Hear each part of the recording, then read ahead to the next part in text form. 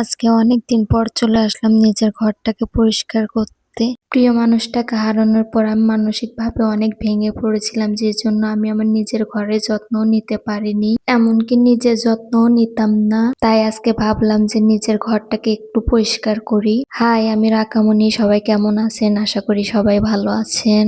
আজকে আবারও চলে আসলাম নতুন আরেকটি ভিডিও নিয়ে। আজকে আমি আমার ঘরটাকে আবারও নতুন করে সাজাবো, কারণ অনেকদিন হলো আমি আমার ঘরে যত্ন নিই না। মেয়েদের পছন্দের তালিকায় সর্বপ্রথম ঘরটাই আসে। তারা সংসারে অন্য কাজ করুক বা না করুক, কিন্তু তাদের ঘরটাকে সবসময় পরিষ্কার পরিচ্ছন্ন রাখতেই পছন্দ করে। আমাদের মতন মধ্যবিত্ত পরিবারের মেয়েরা নিজের সংসার এবং নিজের ঘরটাকে সাজিয়ে গুছিয়ে রাখতেই পছন্দ করে। আমিও তার ব্যতিক্রম না। আমিও নিজের সংসার এবং নিজের ঘরটাকে পরিষ্কার রাখতেই বেশি ভালোবাসি। খালা মারা যাওয়ার পরে আমি আমার সংসারে কোনো কাজই করতাম না, শুধু 2 বেলা রান্না করতাম। রান্না করতেও মন চাইতো না, তারপর রান্না করতে হতো। যেহেতু আমার স্বামী রয়েছে, সন্তান রয়েছে, শ্বশুর রয়েছে, তাদেরকে তো রান্না করে খাওয়াতে হবে, সেজন্য আমি রান্না করতাম। কাছের মানুষকে হারানোর যন্ত্রণায় মানুষ যে এত পরিমাণে ডিপ্রেশনে যেতে পারে, সেটা আমি আমার নিজেকেই দিয়ে বুঝতে পেরেছি। অনেকেই আবার ভাবতে পারেন যে খালাও আবার কাছের মানুষ হতে পারে। অবশ্যই কাছের মানুষ হতে পারে, কারণ আমি আমার ছোটবেলা থেকে আমার খালার কাছে মানুষ হয়েছি।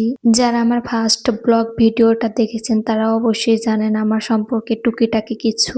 আর যারা জানেন না তারা অবশ্যই আমার ফার্স্ট ব্লগ ভিডিওটা দেখে আসবেন, তাহলে আমার সম্পর্কে একটু হলেও আপনারা জানতে পারবেন। আমার ঘরে সব ফার্নিচারই পুরনো, যেহেতু বিয়ের আগেরকার ফার্নিচার। এগুলো আমি নতুন করে কোনো ফার্নিচারে কিনিনি। আমার ঘরে এই খাটটা আমার শ্বশুর নিজের হাতে ডিজাইন করে দুটো বানিয়েছিল। একটা আমার ননশাসকে দিয়েছিল আর একটা আমার হাজবেন্ডকে দিয়েছিল।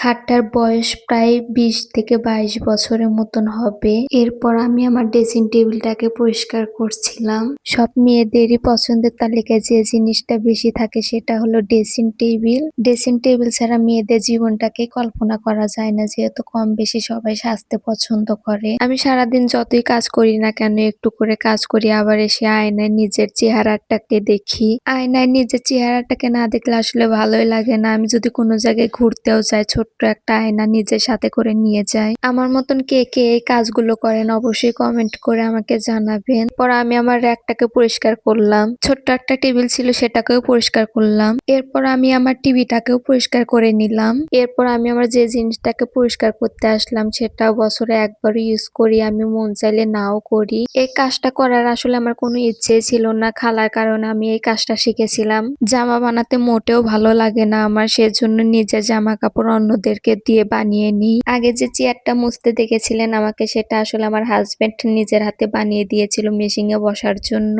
এরপর আমি আমার শখের জিনিসটাকে মোছামুছি করছিলাম। বিয়ের পরে থেকে আমি একটা ওয়ার্ডরোব বানাতে চেয়েছিলাম, কিন্তু কোনো একটা সমস্যার কারণে বানাতে পারিনি। কিন্তু রেডিও হওয়ার পরে এই ওয়ার্ডরোবটা আমি পেয়েছিলাম, সেজন্য শখের জিনিস বললাম। শখের জিনিসগুলো 80 তোলা হয়, সেজন্য আমি আমার ওয়ার্ডরোবটাকে ভালো করে মোছামুছি করছিলাম। এরপর দরজাটাকে পরিষ্কার করার পালা। আমি আমার দরজাটাকে পরিষ্কার করে নিচ্ছিলাম, যেহেতু অনেকদিন ধরেই আমি আমার ঘরটাকে পরিষ্কার করে রাখতে পারিনি, সেজন্য আজকে সবকিছুই পরিষ্কার করে নিচ্ছিলাম। আমার এগুলো পরিষ্কার করতে প্রায় অনেকটা সময় লেগে গিয়েছিল, যেহেতু আমি একা একা ভিডিও করছিলাম। একবার করে ভিডিও করি, আবার করে মুছি, এগুলো করতে সারাদিন কেটে গেছে আমার ভিডিওগুলো আমি নিজেই করি, যেহেতু আমার হাজবেন্ডের কোনো ছোট বোনও নেই, ছোট ভাইও নেই যে তারাই আমাকে ভিডিও করে দিবে, তাই নিজের ভিডিও নিজেকেই করতে হয়। এরপর চলে আসলাম আমি আমার শান্তির জায়গায়। সারাদিন কাজ শেষ করে শান্তি মতো ঘুমানোর জন্য যে জিনিসটা আমাদের প্রয়োজন সেটা হলো আমাদের বেড।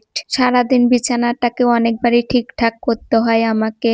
রেডিওর খেলার একমাত্র জায়গাটা হলো এই বিছানা, সেজন্য দিনের মধ্যে আমাকে অনেকবারই ঠিকঠাক করতে হয় এই বিছানাটাকে। আগে তাও একটু বাহিরে খেলাধুলা করতো, কিন্তু ওর দাদি মারা যাওয়ার পর থেকে আর বাহিরে যায় না, শুধু ঘরের ভিতরেই খেলা করে। আমার ক্ষেত্রে এটা একটা ভালো হয়েছে যে ওকে খুঁজতে আমাকে বাহিরে যেতে হয় না, হয় ঘরের ভিতরে খেলাধুলা করবে, না হয় মোবাইল দেখবে, না হলে টিভি দেখে। আর আমি যখন বাহিরে একটু ঘুরতে যাই তখন আমার সাথে যায়, অন্য কেউ নিয়ে যেতে চাইলে তাদের সাথে যেতে চায় না। আর রেডিও একটু লাজুক টাইপের, সেজন্য অন্য কারোর সাথে যায় না। কেউ যদি একটা প্রশ্ন করে তাহলে আমার পিছনে এসে লুকিয়ে পড়ে। এই তো আপনাদের সাথে গল্প করতে করতে আমার বিছানার কাজটা প্রায় শেষের দিকে। আমি এখানে কাজ করছিলাম, রেডিও এসে আমাকে বালিশগুলো এগিয়ে দিচ্ছিল। ও আমাকে অনেক কাজে হেল্প করে, যেহেতু ছোট মানুষ পারে না, তারপরে যেটুকু পারে আলহামদুলিল্লাহ অনেক ভালো পারে। সবাই আমার রেডিওর জন্য দোয়া করবেন।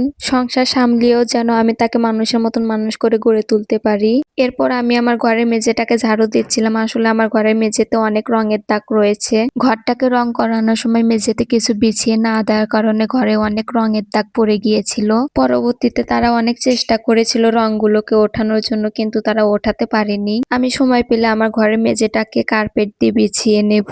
আরো একটা কথা আপনাদের সাথে আমি শেয়ার করে, আসলে আমি যে ইউটিউবে ব্লগ ভিডিও বানাচ্ছি আসলে কেউই জানে না। এই কথাগুলো হাতে গোনা কয়েকজন লোক জানে যে আমি ইউটিউবে ব্লগ ভিডিও বানাচ্ছি। তারা এসব জানার পর জানি না আমাকে কি বলবে, তাতে আমার কিছু যায় আসে না। যদি আপনারা আমার পাশে থাকেন, একটু সাপোর্ট করেন, তাহলে আমি এগিয়ে যেতে চাই। আপনারা সাপোর্ট না করলে আসলে আমি কোনোভাবে সফলতা আনতে পারবো না, তাই একটু আমাকে সাপোর্ট করবেন। আজকের ভিডিওটা আপনাদের কাছে কেমন লেগেছে অবশ্যই কমেন্ট করে আমাকে জানাবেন। সবাই ভালো থাকবেন, সুস্থ থাকবেন এবং সবসময় আমি যেটা বলি নিজের খেয়াল রাখবেন। আল্লাহ হাফেজ।